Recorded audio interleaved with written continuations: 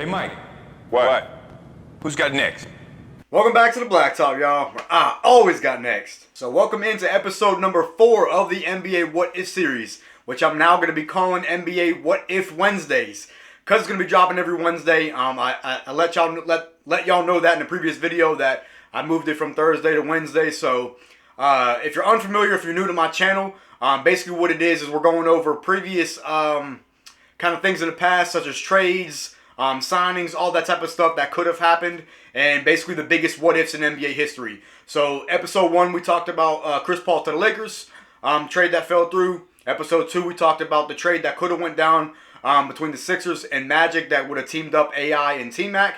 And then episode 3, I talked about Shaq and not leaving Orlando, and if they would have won the championship in 1995. So if you're new to my channel and you're a big basketball head, hit that subscribe button, man. This is definitely where y'all want to be if you like consistent basketball content. So help your boy out. Hit that subscribe button if you love hoops, man. So with that being said, let's get right into it. So I think this topic here is probably, it's in my opinion, a top 3 what if in NBA history that could have happened, or if it didn't happen, I guess you could say. And I got my MJ jersey on, and it's a number 45 jersey. I know y'all probably can't see it, but reason for that, man, we're going to be talking about MJ and if he did not retire after his first three-peat. And kind of the reason why I wanted to do this video for today's episode is because I talked a little bit about it in my GOAT video. If y'all haven't had a chance to check that out, definitely go take a look at that. And I talked about MJ and not if he didn't retire in that video. And it was very briefly that I did talk about it. So I'm going to be kind of diving into it a little bit more this time around. So MJ, as we all know, if you're a basketball head, in 2000, well, not 2000, after they three-peated in 1993, I think it was, from 91 to 93, that three-peat, as we all know, MJ retired and went to go play baseball, and then he, sat out that entire year and then did come back the next year. So here's where the what-if kind of scenario comes in. Obviously, if Mike didn't retire that season, let's be honest, they're probably going to win the championship. And that would have been 4 in a row at that point. And I know the Rockets won that season. And if MJ doesn't retire that season, it changes the trajectory of the entire league. And I've said that before over the course of the other videos, because all these what-ifs, they have such an impact. If they would have went down, they would have had such an impact on the entire league, not even just the conference that it happened in, but the entire league. Because if MJ don't retire, they're winning that championship. They're beating the Rockets. Hakeem doesn't have a championship at that point. And then, coming fresh off of 4-peat, the Bulls, man, they were unstoppable at that point. Now, as we all know, the way it happened in real life, in reality, is he retired, and then he came back the following season, played, I think, 17 games towards the end of the season, and then they lost to the Magic in the playoffs. Now, here's the thing. I did talk about that series a little bit in my Shaq and Penny video, or the Shaq leaving Orlando video, and I talked about how if they would have won that championship, there would have been a big competition for the Bulls, and they might have beat the Bulls that following year as well. But this is a different scenario, so it's going to be a little bit different outcome. So if they would have won 4 in a row, right, going on number 5, Jordan would have had that whole season under his belt. They're not losing to the Magic. Not that season. If they're coming off 4 championships, the Rockets were going back-to-back. They went back-to-back. Hakeem has no championships if Jordan doesn't retire.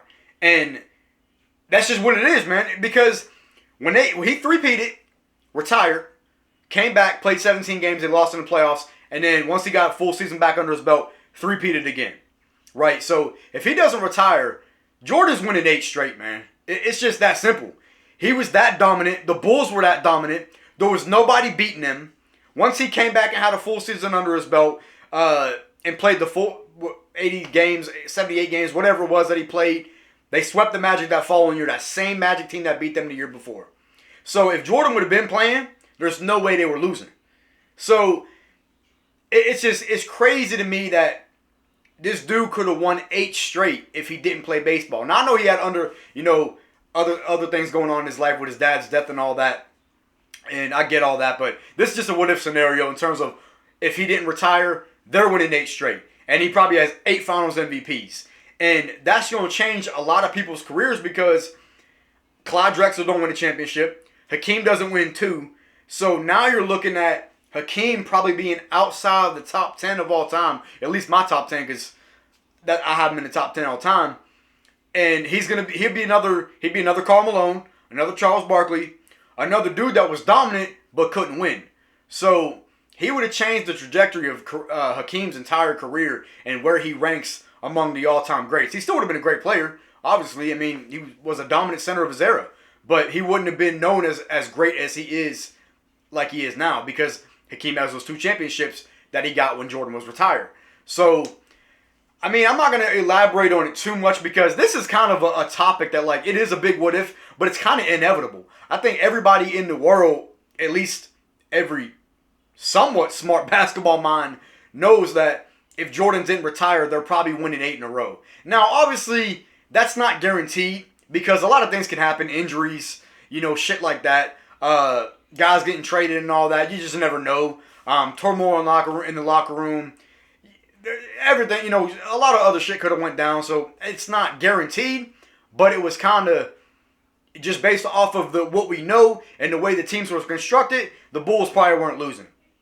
And then Jordan now has 8 championships. And it's just like he would be the undisputed GOAT at that point, and there would be no argument. Now, to me, I still don't think there's an argument, right? I mean, I don't compare Bron or Kobe to Jordan like a lot of people do. Some people have got Bron as the GOAT. I don't even think it's close, but check my GOAT video out if you want to hear my opinion on that. So I'm gonna pretty much leave it there, man. I can't really elaborate too much more on this topic. It's pretty straightforward. At the end of the day, my opinion, Jordan would have won 8 straight championships, 8 straight finals MVPs. If you disagree, that's cool. I ain't tripping. Let me know what y'all think down in the comments. Do you think Jordan would have won 8 in a row? Leave a like, and I will catch y'all next episode.